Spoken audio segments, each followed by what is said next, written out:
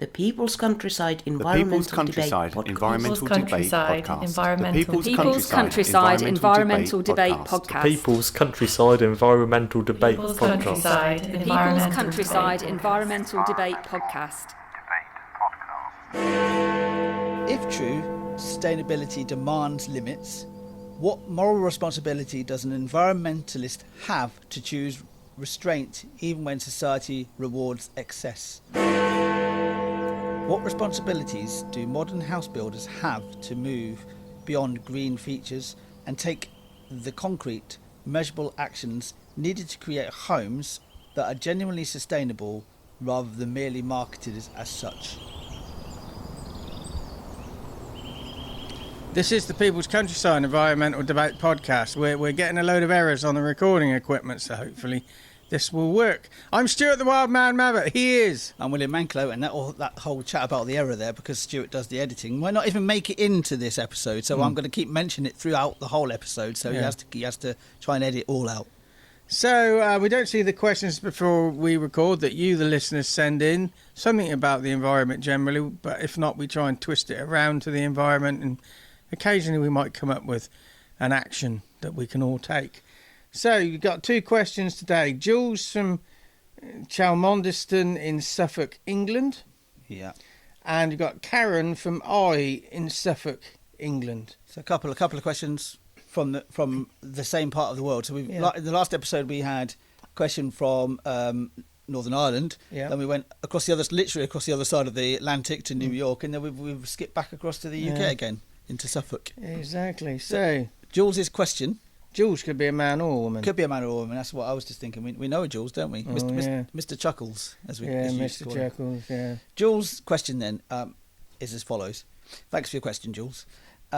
If true, sustainability demands limits, what moral responsibility does an environmentalist have to choose restraint even when society rewards excess? Interesting. Does society really reward excess? I don't necessarily think society is acceptable, but I think suppliers reward excess because they try and get you to keep buying into that feeling you get, that feel good. There are rewards, but whether or not it's societal. The dopamine hit of buying something new, having something new continuously. Yeah. I see it so many times. See it all over the place of how all you have to do is walk around a shopping centre and see how people shop. Yeah. The bit here that I think, what moral responsibility does an environmentalist have to choose restraint? I would say something like being consistent and do what you tell other people to be doing. But I'm resisting this whole idea of society rewarding excess. Yeah. There is rewards in there, but it's not necessarily driven by society. It's not, but I don't think it's experienced by society. I think it is driven by society, but it's driven by society in the sense of expectation rather than rewarding the excess. It's the expectation that you earn a certain amount of money, you live a certain lifestyle. That means therefore you have to keep buying new stuff. It's all about new rather than actually just making do with what you actually have. I would also go to the point of actually saying that any of us can be an environmentalist. Anybody can be. Yeah. Some people don't like the word environmentalist. Well, some people don't like the word vegan. You know, it's just some people don't like being called Nazis even when they actually are. Another thing that, looking at the question, a little bit like being consistent, but leading by example, showing restraint when and challenge norms, and show alternative ways of being. I mean that's a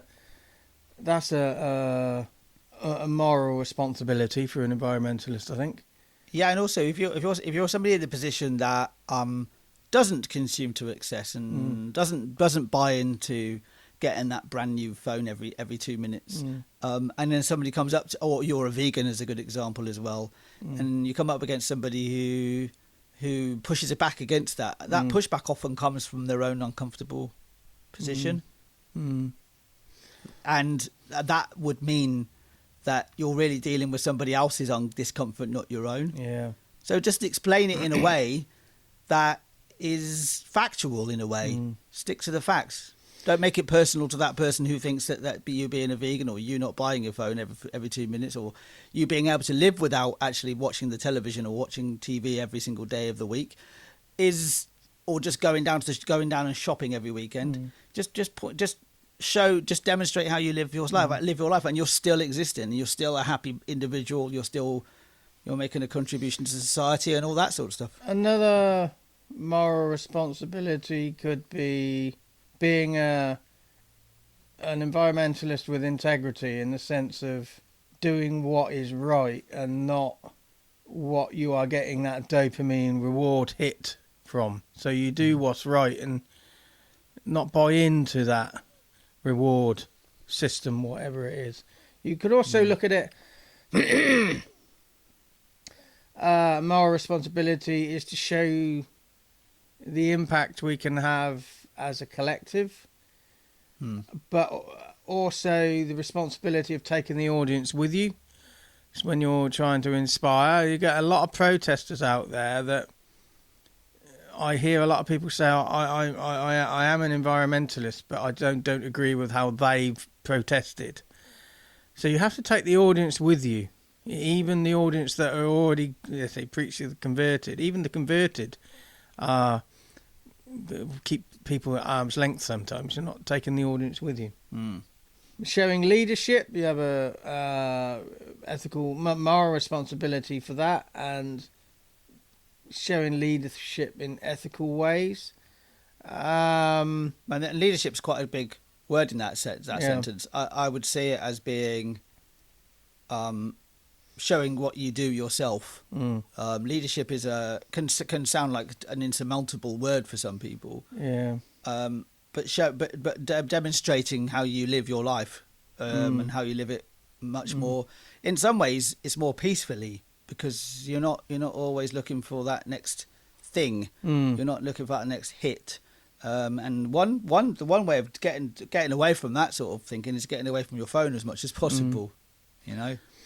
Another responsibility could be showing how to navigate the hypocrisy of the whole subject, and acknowledge your own imperfections. You get critics of environmentalists saying, "Oh, you're wearing plastic, you're doing this, you're doing that," and when an environmentalist says, "Yeah, but we're locked into the same systems," you're a hypocrite. You should be living outside of the systems. How did you get to your protest?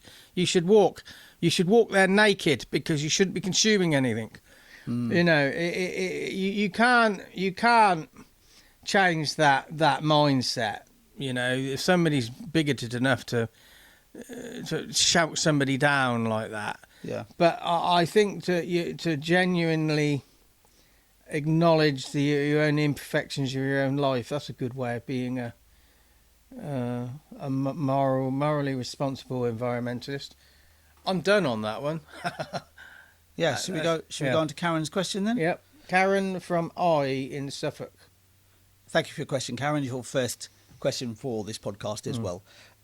Karen's question is as follows. What responsibilities do modern house builders have to move beyond green features and take the concrete, measurable actions needed to create homes that are genuinely sustainable rather than merely marketed as such? I like the word concrete in there. Yeah, because we're not reading these questions out before. We're not looking beforehand. But I wouldn't wonder whether the question was going to lead. I like the idea, because the concrete idea of everything is paved in these new places, aren't they? There are very little green spaces. I met somebody 15 years ago who was a green architect, and he was an environmentalist. He was very proud of being. He's helped build some of the green developments, shall we say, environmentally sound developments in Bicester in Oxfordshire, and he designed it so that there was green spaces, and they use recyclable material, but there was a lot of he was trying to do the right thing, but he was trying to do it within the system. And I don't necessarily think these green features these mitigation measures that are done to build new houses are genuine enough, because it is marketing.